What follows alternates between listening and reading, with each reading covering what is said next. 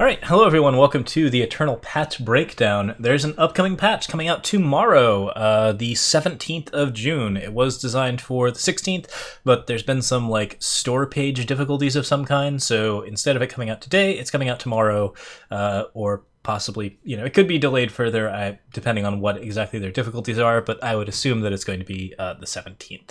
So, what is happening right now? We're having a draft preview event, which means that we're going to be seeing a bunch of new cards, some of which have been spoiled already, some of which have not, being introduced into the draft environment from the upcoming set Argent Depths. So, in draft, you will now be able to play with those cards. It'll be just the same as the last couple of sets, but it's always a really fun event because it tends to make for a really kind of wild, wild west draft environment. There's some really interesting stuff that happens as a result of the commons and uncommons being introduced.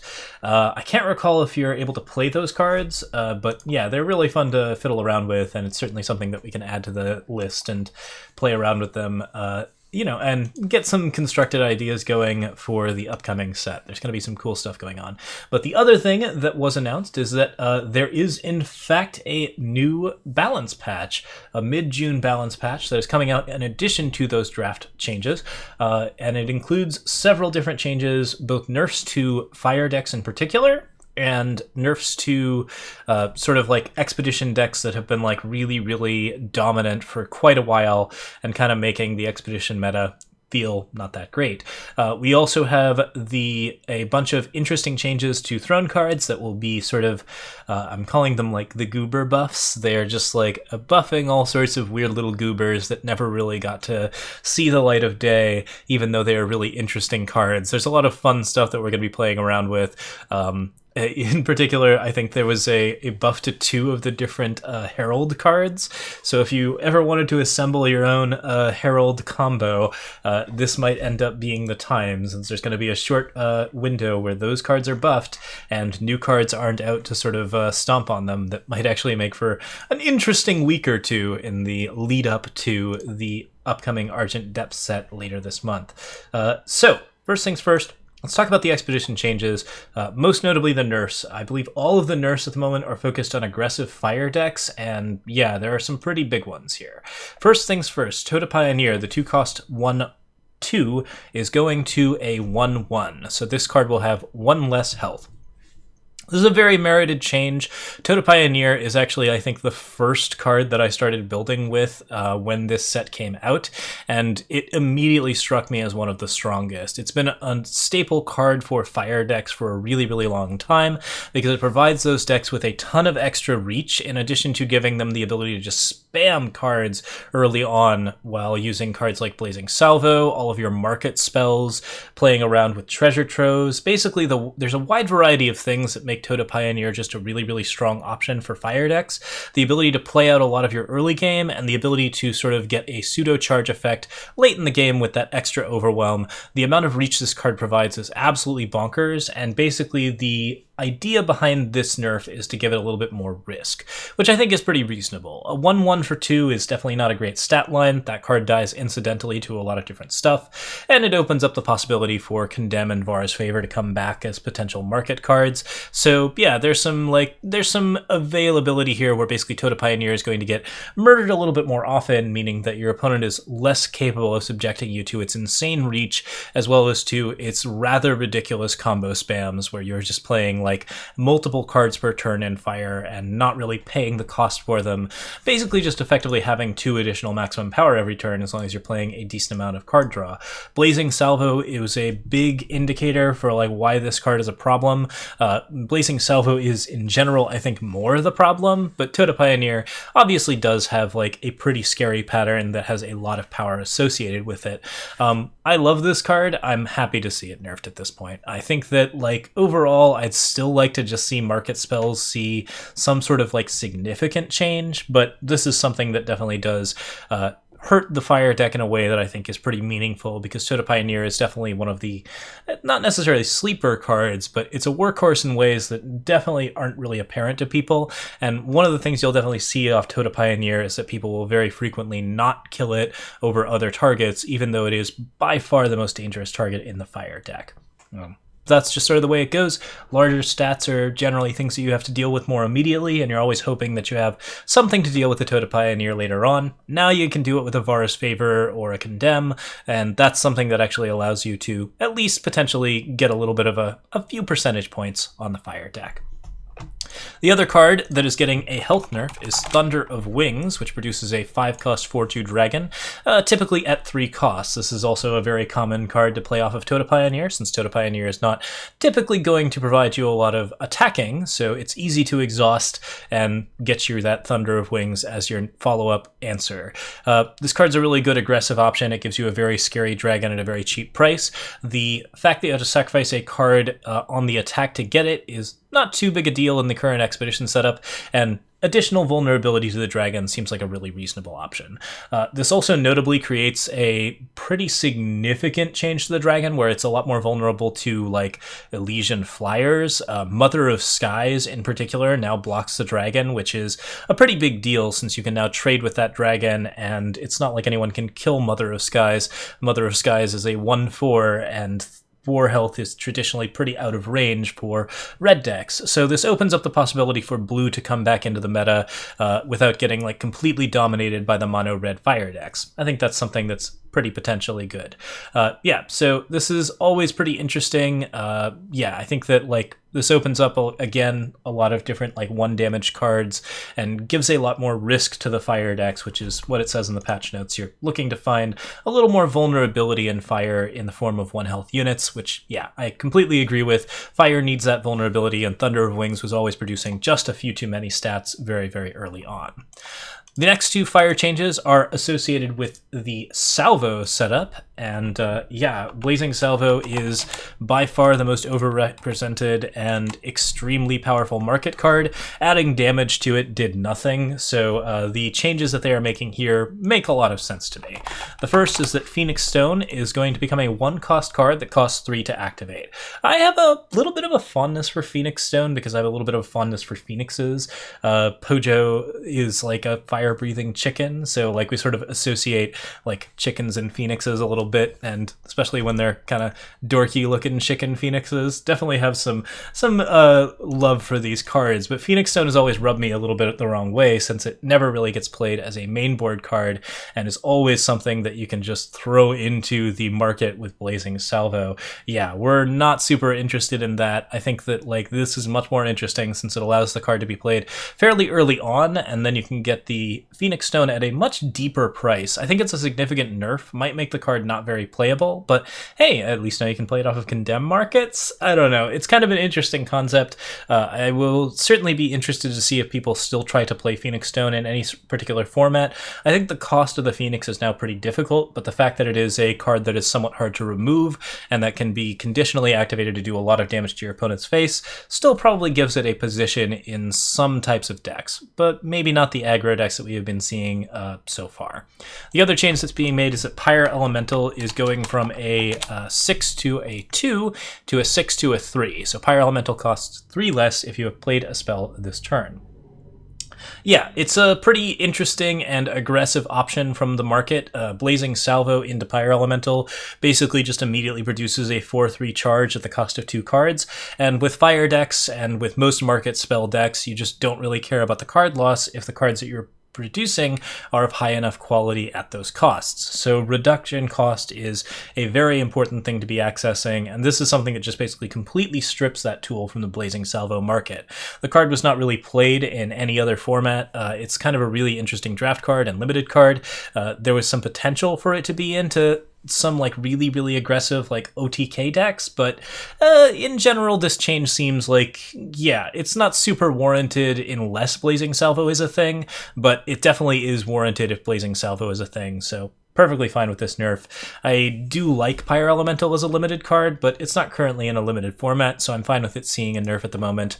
And yeah, while I still want Blazing Salvo to see like some sort of significant nerf, I think that taking away Blazing Salvo tools in Expedition, where Blazing Salvo tools are surprisingly limited already, really opens up the possibility that this card is going to like yeah, that the card is going to like be seeing a little bit less play, which is fairly important. There is some discussion of other cards that did not see nerfs. Jack Mercenary Hunter, Turn to Seed, Silverblade Menace, and Aurelian Supplier all got put on notice, basically saying they're watching them. They haven't completely made meaningful changes. I think with Direwolf, you generally expect people to sort of respond to feedback as well as to numbers. That sounds like the numbers aren't quite matching up all that much. Jack is probably the strongest of these cards and the most in need of a nerf, but nerfing Mono Fire in general may impact that card a little bit, so we will see if it gets nerfed in the future. As far as cards on notice, I think that Jack may definitely have his day. Who knows? Mr. Muscle Gun, Eternal's blandest cowboy, continues to ride for now, and we will see exactly to what extent that ends up being a thing later on. Okay, so yeah, so those are the nerfs, but we also have a bunch of interesting buffs. So, first off, there is a side buff to Roland's Honor Guard, a card that's near and dear to my heart. It is now a 6-cost 5/5 instead of a 7-cost 6/6, meaning it's a much more affordable, much better flying lifesteal unit. I think that, like, overall, this is a general buff to Roland's Honor Guard, particularly in its basic position as a limited staple. This is the kind of card that you really want to see at the top end, but 7-cost cards have not been terribly accessible in Expedition or Limited for a while. So it's kind of nice to have a 6-cost 5/5 with the flying and lifesteal, since that allows you to basically get an advantage over flying over some aggressive decks while also continuing to have that nice evasive flyer with a very, very good clock. A Roland's Honor Guard with at 6/6 has a 5-turn clock against an opponent. A Roland's Honor Guard at 5/5 also has a 5-turn clock against a 25 health opponent.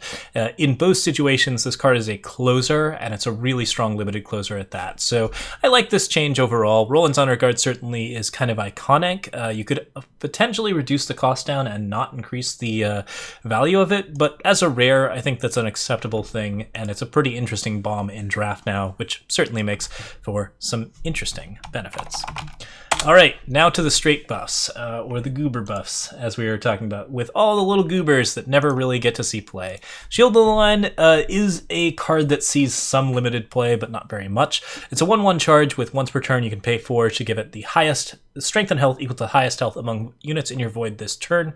That is a significant cost, and that cost is being reduced to 3. So Shield of the Line can now be activated as early as turn 3, which if you're playing in like a mill deck where you're actually getting like a really high health card into your void, could potentially be really interesting.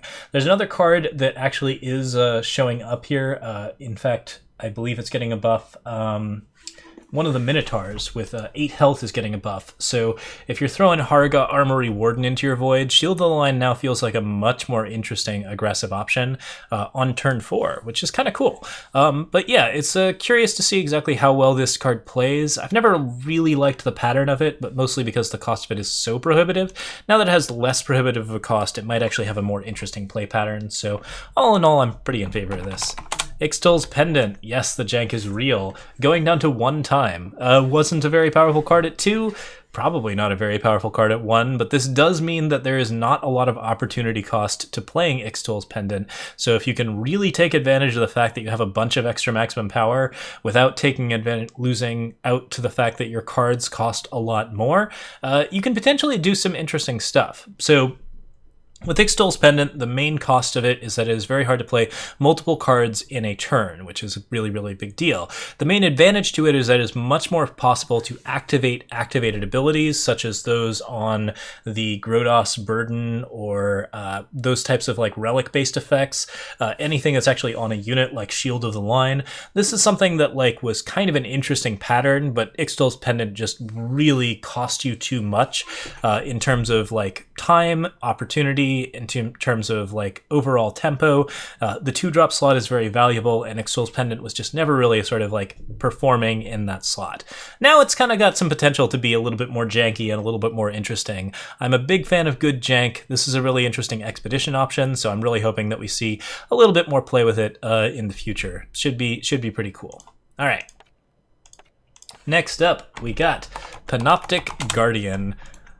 This card's going from 6 to 4, so Panoptix Guardian may have been one of the worst cards in the game. 2/5 Ambush for 6 was just not a great stat line. The card always seems like it should have flying, but it doesn't. It's a replacement for an old 1/1 Owl that I actually really used to like, that also spied on top of the opponent's deck, I think back in like early beta, and yeah, wow, this card has just never really seen a lot of play, despite being a really interesting, like, Xenon Pilfer interactor, where you can just sort of spy on your opponent's deck, pick the best card off of their deck, and then, like, steal it with something like Makar's Stranger or Pilfer. I like this card a lot, and, like, a 4-cost 2/5 is actually close to Sabertooth Pride Leader stats, so yeah, this seems like it might have a bit more potential. In a steel deck, it seems really interesting. I at least love it for, like, the jank potential. I don't think that it's going to be, like, a game changer at this particular cost, but 2 cost is a hell of a lot, and it at least puts the card into a playable position in jank, which I'm always happy to see jank cards being more playable, and this particular one really needed that one. Ixtal, Champion of Grodoff, going from a 6-cost 3-time influence to a 5-cost 1-time influence, which means that it can be splashed in a wide variety of decks and be played in particular in any deck that wants to abuse a lot of maximum power. This is kind of interesting. It means that you can splash the card a little bit more often into, like, even just basic Xenon for Mask of Torment shenanigans. If you want to play in, like, Combre Xenon, like an Iron Thorns type deck, this suddenly feels a lot more satisfying and a lot more accessible, seeing it is now a 5-drop in a position where, for example, in an Iron Thorn deck, you would generally want to be playing Iron Thorn at 6, and you probably would not want to be playing Ixtal at 6. This makes it a lot more accessible.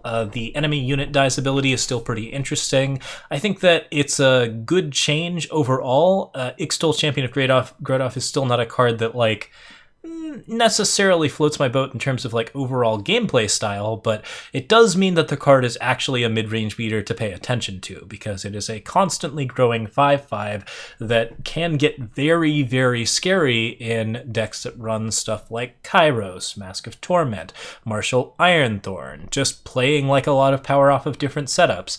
If you want to do, like, some sort of interesting, like, Wrath of God type stuff while still somehow keeping Ixtal, Champion of Grodoff alive, that seems a little bit more accessible now. You can even do, like, Leave a Witness and get just an insane amount of power out of it, because you now have the ability to play a triple green card and a single time card and not have those two conflict with each other the way that Ixtal and Leave a Witness would previously have conflicted with each other. So yeah, mass Combre power decks, gonna love it. It seems like a really, really satisfying time. Okay, Ixtal, Champion of Grodoff, pretty delightful stuff. Fencing Master, kind of an okay draft card. Definitely didn't see a lot of play. Going from a 2/2 to a 2/3. I don't think this changes the card overall all that much. Since it's not currently a sealed or draft card, it doesn't really make a lot of meaningful difference. Certainly it is nice to have a bigger unit, and this card in fact does get up to a 5/6 now, which is almost acceptable. Overall, I don't think that the card is going to see a lot more extra play as a result of this, but it will make a much more interesting draft pick if this comes back into draft. So, seems like an interesting change-up, and certainly gives something to players who are building on a budget, just a little bit of extra power to better spar with better decks, basically. Alright, Minsod the Peerless. Minsod is going from 8 to 7. Seems pretty reasonable. He's also going from Justice to Single Justice, which means that he synergizes a lot better with other types of decks that are trying to play a lot of skills on him, for example. Like, for example, 3-color Unseen, which would really like to put a lot of skills on Minsod the Peerless, since a unit with a lot of skills that can double its strength and health is actually really scary. This also means that you can play Minsod on 7, and then on turn 8 you get to double his strength and health twice, which means that you can get a 20/20 on turn 8 as opposed to a 20/20 awkwardly on turn 9. I think that that actually does make a huge difference in Minsod's play pattern. It makes it a much more satisfying card to play. Also, the card has Bond, which if you're playing it in 3-color Unseen, you're really going to want that card to be a little bit cheaper anyways, and the ability to double its strength and health combined with giving it stuff like Overwhelm, Unblockable, Double Damage and Deadly, all really turns into something that could be pretty devastating under the right circumstances. circumstances. Like, imagine playing this card on turn 5 into a pair or even 3 of your 2/1 Aegis that gives an unseen a battle skill when it's played. The chance that it gets unblockable or flying, pretty strong, and then you can double it up to a 10/10, pretty ridiculously horrible stuff. So yeah, kind of interesting. Splashes a lot better in Unseen, which is a 3-color type now, and generally plays a little bit better as jank legendaries go. So a really worthy legendary at this point in comparison to what it was before. Snowdrift Delver. Renown, create a random relic. This was a 2/2, is now becoming a 2/3. That just makes it a much better legendary. I'm not sure if I love this change. There was always sort of the idea that Snowdrift Delver was a little bit of risk for a good reward. Now, Delver doesn't really have a lot of risk. It's a 2/3, which means it's just an extremely exceptional legendary in a draft, and if you get the Renown off of it, the random relic is a nice bonus.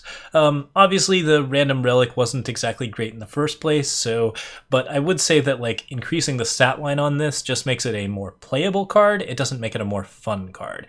I honestly probably would have improved the Renown on this card so that you actually do have to take a risk on Snowdrift Delver to get some sort of maybe 2 random relics, since random relics are not necessarily good, or maybe even create and play a random relic, which would be, no, that would be actually insane. No, definitely don't do that. That would be like a 9-drop. You got a Martyr's Chains off of that, I'd die. I'd concede immediately. All right, Southwind Herald, next up. 3/2 to a 3/3. This is a really interesting change, since we are also seeing a change to Northwind Herald going up to a 4/2. And also, the Avatar of Winds is going to be a 10/10 now. So Avatar of Winds has summon, deal 5 damage to each enemy unit with flying and the enemy player.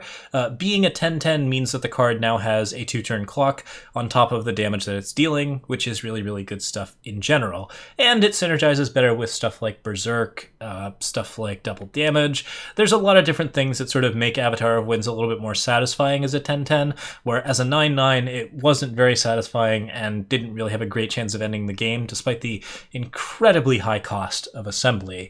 But with Northwind Herald becoming a slightly better card and Southwind Herald becoming like a really reasonable 3-drop, this is almost looking like something that can be assembled in a reasonable deck. Eastwind Herald is still not a very good card, so it's kind of hard to play all 4 of these cards in your deck, but that is the cost of business when it comes to Avatar of Winds, and yeah, I think we will be playing around with some Avatar of Winds in the future as a result of this card just becoming immensely more satisfying in play pattern. This is overall like a buff to play pattern, and as well as a buff to like general stats, and I think that that's something that really is pretty interesting.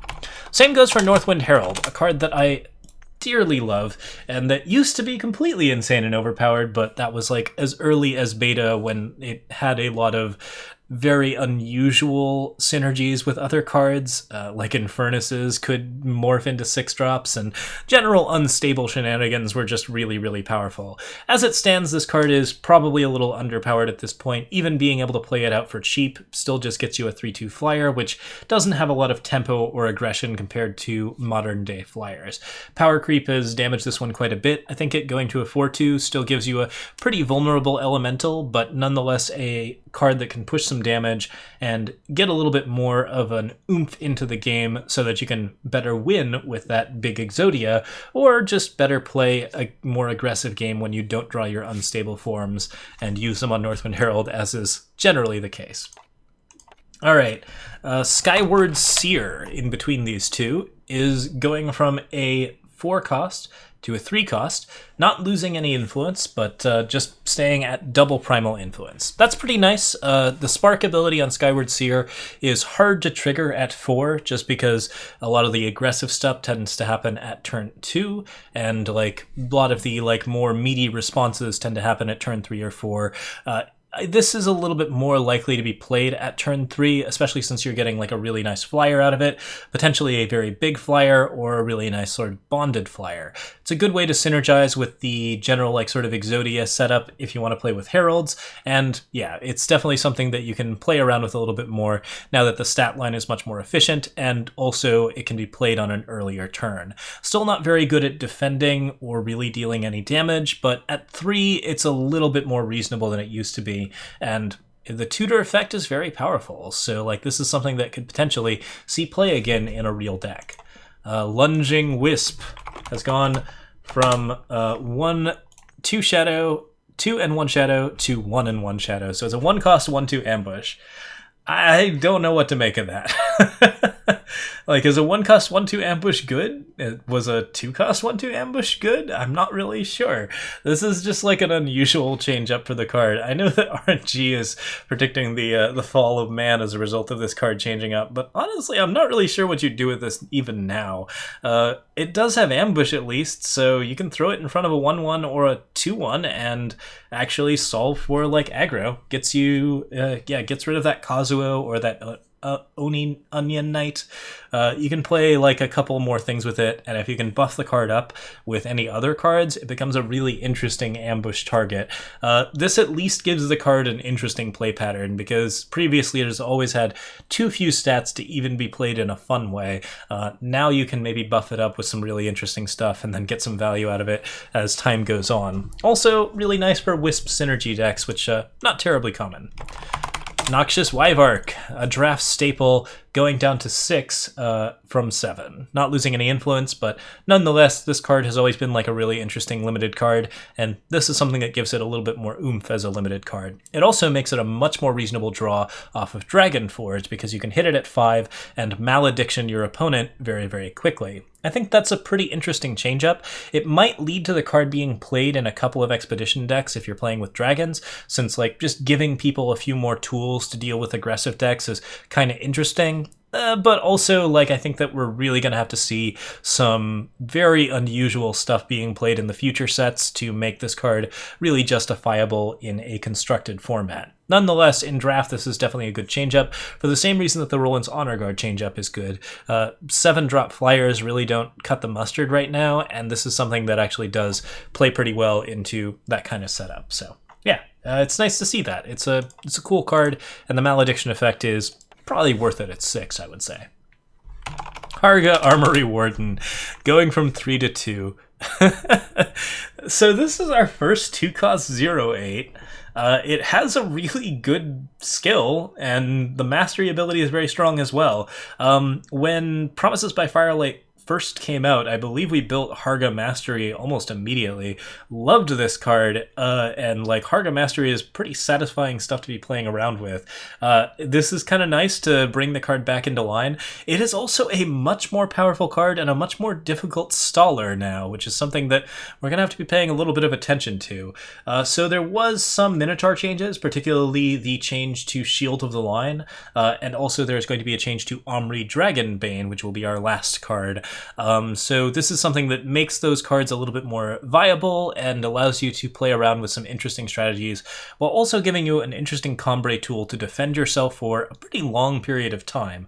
Seraph was sort of filling this slot already, so I don't think it's a huge change up in terms of overall power level, but it definitely puts Harga in a spot where Minotaurs actually seem like something you could satisfyingly pick up and try to play around with. So yeah, we'll see how that goes. I'm really excited to see if that actually makes a difference. Omri Dragonbane, going from 6 to a 5. I love this card. I really like the enemy dragons can't be play ability. I love the double mastery ability. This is a hard card to play for a wide variety of reasons. The cost of it isn't really the most prohibitive option to it, but it is actually reducing in... Oh, it's not reducing in influence as well. I'm misreading that. I think the influence of this card is actually a lot more difficult than the cost of this card in terms of what all is going on with it. That being said, like, it's kind of hard to complete a mastery ability before 5 and have it be relevant for Omri Dragonbane in the first place. So, like, man, I almost would want to see this card's influence go down to really make that activation a little bit better. Even so, at 5, this clearly supports you playing like a lot of good combre stuff. It supports you playing a lot of Minotaurs, and it is a really powerful effect that you can definitely play around with. I can see why you wouldn't want to nerf the influence cost, since it really disrupts the cycle of, I believe there was 5 cards in Flame of Zolta that had this particular influence cost and were very powerful legendaries. But the earlier this card can be played, the faster it can shut down dragons, which is actually one of its primary goals. And the mastery ability, if you can actually trigger it, tends to be disgusting and basically just mess up a wild amount of interesting stuff. So yeah, it's pretty good stuff. You can do some wild things with it, and it's going to be very, very cool in that respect. Also, it does trigger Harga's Mastery, which is, yeah, really, really interesting. So that is all of the buffs coming in the upcoming set. It's a pretty wild amount of stuff, or coming tomorrow rather, on the 17th. So we'll be able to play with all of those cards very, very shortly. There's a lot of really nice changes here. Basically, all of these are just buffing cards that never see play to playability, and that is really something that I support in Eternal. I really like aggressive balancing in Throne, not just for like addressing meta concerns, but for making sure that jank is always playable and at least capable of getting a win rate if you are able to put together a deck, tune it to the point where it's actually good against the meta, and still play the cards that you want to play.